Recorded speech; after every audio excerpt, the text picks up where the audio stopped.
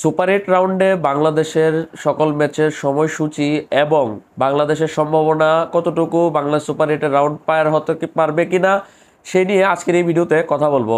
তার আগে সকলকে আবার ঈদ উল আজহার শুভেচ্ছা জানাচ্ছি। ঈদ মুবারক। যদি অনেকটা লেট হয়ে গিয়েছে, আসলে অসুস্থতা প্লাস ঈদের কারণে আমি লাস্ট 3 দিন কোনো ভিডিও দিতে পারিনি আপনাদের জন্য, সেজন্য দুঃখিত। এখন আসা যাক আসল আলোচনায়। বাংলাদেশ, আমরা সকলেই জানি যে বাংলাদেশ গ্রুপ ডিতে রানার আপ হয়ে সুপার 8-এ উঠেছে। যদিও বাংলাদেশ পড়েছে অস্ট্রেলিয়া, ইন্ডিয়া এবং আফগানিস্তানের মতো দলের বিপক্ষে।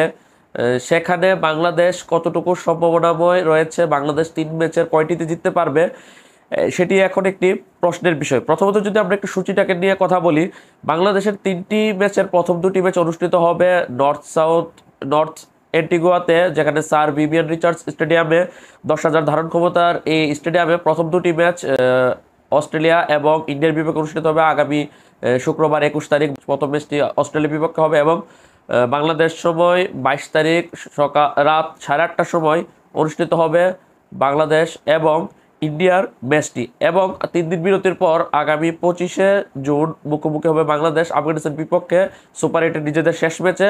আবার সকাল 6:30টায় কিন্তু এবার অনুষ্ঠিত হবে ম্যাচটি আর্নল্ড বালি ক্রিকেট গ্রাউন্ড, সেন্ট ভিনসেন্টের মাঠে। তো এখন কথা হচ্ছে যে বাংলাদেশ কি পারবে কিনা এই দলগুলোর বিপক্ষে বাংলাদেশ ম্যাচ জয়লাভ করতে। এখন আফগানিস্তান তো আমাদের জন্য শিওর শট একটি গেম যে বাংলাদেশ আফগানিস্তানের সাথে জয়লাভ করবে, এমনটাই আমরা আশা করতে পারি। কারণ যদিও গেল কয়েক মাসে বাংলাদেশ অফ ফর্মে ছিল, কিন্তু ফার্স্ট রাউন্ডে বাংলাদেশের খেলা বা প্লাস বাংলাদেশের বোলিংকে নিয়ে কথা বললে কিন্তু বাংলাদেশ আফগানিস্তানকে হারাতে পারবে, সেটির প্রমাণ বাংলাদেশ অলরেডি নেপাল, শ্রীলঙ্কা এবং নেদারল্যান্ডসকে হারিয়ে দেখেছে। প্লাস সাউথ আফ্রিকাকেও বাংলাদেশ প্রায় হারিয়েই দিয়েছিল। তাই বলা যায় যে বাংলাদেশ আফগানিস্তানকে হারাতে পারবে। এখন ইজিলি নাকি কঠিন হবে সেটি পরের বিষয়, কিন্তু বাংলাদেশ আফগানিস্তান হারাতে পারবে এটা মোটামুটি ধরে রাখা যায়। আর বাকি অস্ট্রেলিয়া এবং ইন্ডিয়া। এখন কথা হচ্ছে ইন্ডিয়ার বিপক্ষে আমরা বাংলাদেশ টি-20 ক্রিকেটের ইতিহাসে একবারই মাত্র জয়লাভ করেছিলাম, 2020 বা 21 হবে বাংলাদেশ ইন্ডিয়ার মাঠে একটি টি-20 ম্যাচ জয়লাভ করেছিল। আর সেখানে ইন্ডিয়াকে এখন হারানোটা অনেক টাফ। তাছাড়া ইন্ডিয়া কিন্তু এবারের বিশ্বকাপের অন্যতম শক্তি দল একটি, তাই ইন্ডিয়ার সাথে ম্যাচ জয়লাভ করা বাংলাদেশের জন্য প্রায় অনেক কঠিন হতে যাচ্ছে। কিন্তু যদিও টি-20তে বাংলাদেশ যে কোনো দলকে এখন হারানোর মতো পসিবিলিটিতে আছে, যেহেতু ওয়েস্ট ইন্ডিজ এবং ইউএসের পিচগুলো মূলত বোলিং বান্ধব হয়ে থাকে। প্লাস ওয়েস্ট ইন্ডিজের পিচগুলো কিন্তু বোলারদেরকে কিন্তু সাপোর্ট করে থাকে, টার্ন পাওয়া যায়, একাধিক টার্ন পাওয়া যায়, বিশেষ করে লেগ স্পিনাররা ভালো বল করছে। পাশাপাশি বাংলাদেশের পেসাররাও কিন্তু ভালো বল করছে, সেটির একটি যদি আমি আপনাদেরকে প্রমাণ দেখাই, বাংলাদেশের 3জন পেস বোলার তাসকিন আহমেদ, মুস্তাফিজুর রহমান এবং তানজিম হাসান সাকিব, তারা ফার্স্ট রাউন্ডে 4টি ম্যাচে 23টি উইকেট শিকার করেছে। তার মধ্যে তানজিম হাসান সাকিব 4 ম্যাচে 9টি উইকেট শিকার করেছে এবং তাসকিন এবং মুস্তাফিজ 4 ম্যাচে 7টি করে উইকেট শিকার করেছে। এমনকি আমরা যদি স্পিনের কথা বলি, আমাদের লেগ স্পিনার রিশাদ হোসেন 4 ম্যাচে 7টি উইকেট শিকার করেছে এবং খুব ভালো ইকোনমিক্যাল বোলিং করেছে। বাকি তানজিম সাকিব, তাসকিন, মুস্তাফিজ তারাও কিন্তু কেউ এক্সপেন্সিভ হয়নি, তারা ভালো বোলিং করেছে। তাই আমাদের বোলিং শক্তিরা তো রয়েছে। পাশাপাশি সাকিব আল হাসানের পাশাপাশি মাহমুদুল্লাহ রিয়াদের বোলিং তো রয়েছে। আমরা এখন পর্যন্ত right arm off Mahedi Hasan এবং left arm off spinner Tanvir ইসলামকে খেলায়নি, তারাও কিন্তু খুব ভালো স্পিনার বটে। তারা দলের মধ্যে বোলিংদের কম্বিনেশনের জন্য তারা একাদশে সুযোগ পাচ্ছে না।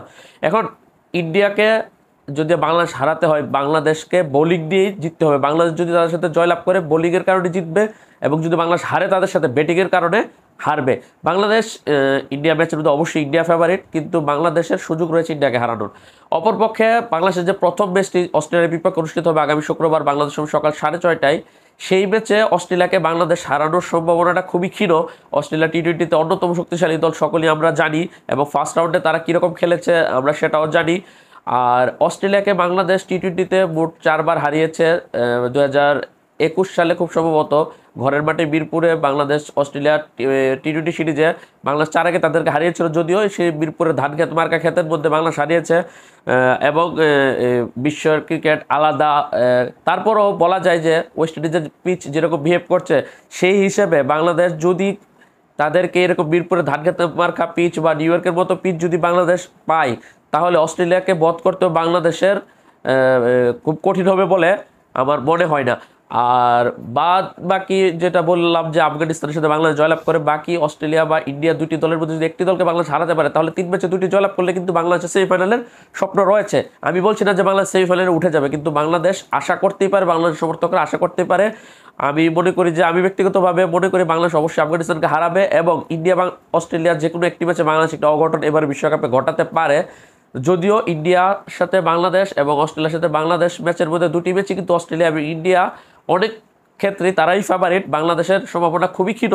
তারপরও টি-20তে তো বলা যায় না এবং ওয়েস্ট ইন্ডিজের পিচের কথা তো বললামই, বাংলাদেশ অস্ট্রেলিয়া এবং ইন্ডিয়াকে হারানোর সক্ষমতা রয়েছে যদি বাংলাদেশে পিচকে ভালো করে অ্যাসেস করতে পারে। আর এখন 21 তারিখ এবং 22 তারিখ পরপর 2 দিন অস্ট্রেলিয়া এবং ইন্ডিয়ার মতো বড় বড় দলের বিপক্ষে খেলা পড়ে গেছে, সেটি তো খুব টাফ হবে বাংলাদেশের জন্য। দেখা যাক বাংলাদেশ এই পরপর 2 দিনের এই যে বাংলাদেশের কঠিন জার্নি সেটাকে বাংলাদেশ কীভাবে উতরাতে পারে। আর মাত্র 2 দিন পরে বাংলাদেশের খেলা, আশা করি বাংলাদেশ প্রথম ম্যাচ অস্ট্রেলিয়ার সাথে ভালো কিছু দিয়ে শুরু করবে। যদি অস্ট্রেলিয়ার বিপক্ষে বাংলাদেশ জয় দিয়ে শুরু করতে পারে তাহলে বাংলাদেশ কিন্তু ইন্ডিয়া বা আফগানিস্তান যে কোনো একটা দলকে হারাতে পারলে বাংলাদেশের কিন্তু সুপার 8 থেকে সেমিফাইনালের সুযোগটা খুলে যাবে। সেই ভালো কিছুর প্রত্যাশা রেখে আজকের এই ভিডিওটি শেষ করছি। ভালো থাকবেন, সুস্থ থাকবেন, আল্লাহ হাফেজ।